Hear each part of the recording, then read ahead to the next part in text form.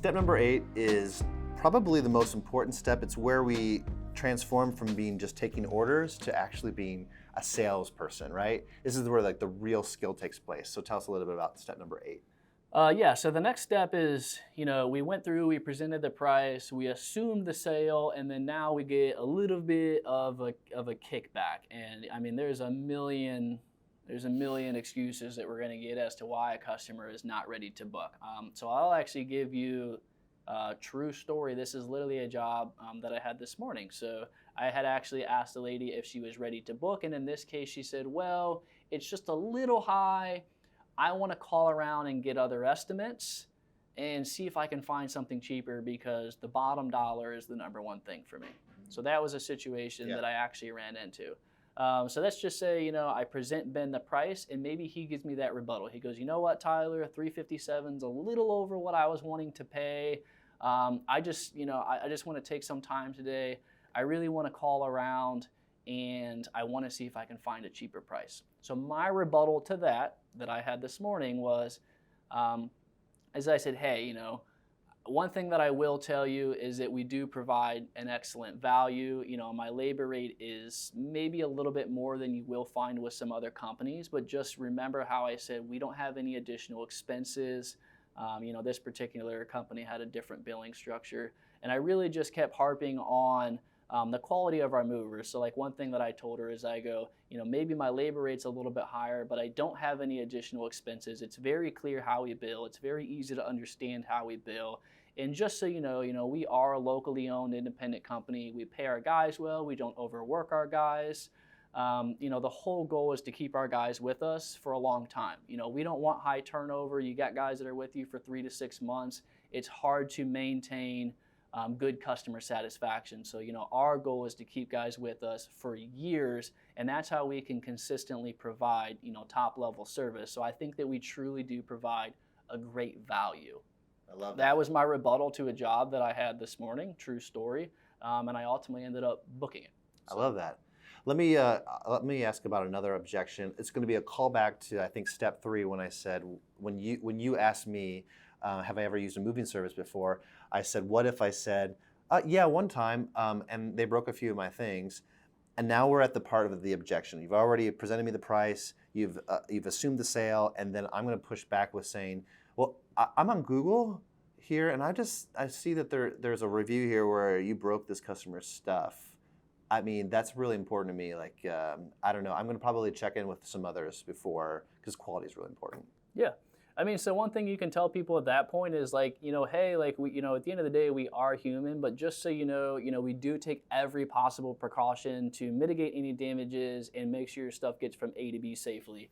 We discussed how, standard, I pad wrap and shrink wrap everything. I put the home protection on.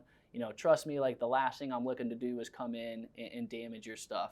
But one thing that I can tell you is that if you notice when you call me, you got me kind of on the phone right away. So we're a local independent company. It's not like you're going to be getting people bounced. You're not going to be bounced around all over the place. You're going to get me. You're going to get somebody in the dispatch office every time. Let's just say worst case scenario, there is a problem. I'm confident that we're going to be able to remedy the situation for you and make you a customer for life. That's it. And you know what? You can also say, not in a bold, brash way, but you can politely say, they're really hard pressed to find a moving company that hasn't broken a customer's things. Yeah, that's another thing too. If you go read through reviews, you're going to find that stuff everywhere. I get customers that sometimes I'll make them like aware of situations. So this is a real quick funny story, but this was a binding job, so I really wasn't worried about time. It was just more so price. But I made this lady aware that we had some older employees that have been with us for 15 and 20 years, and they were the ones that did all our packing. And this is a true story. This company's got like 60-year-old guys that have been with them for like 20 years. So I talked about that. And the customer actually laughed, and she goes, you know what? She goes, I went online and I was reading your guys' reviews. She goes, I only found one bad review. And she's like, and they actually made note of the older gentleman being a little slow. She goes, but you made me aware of that.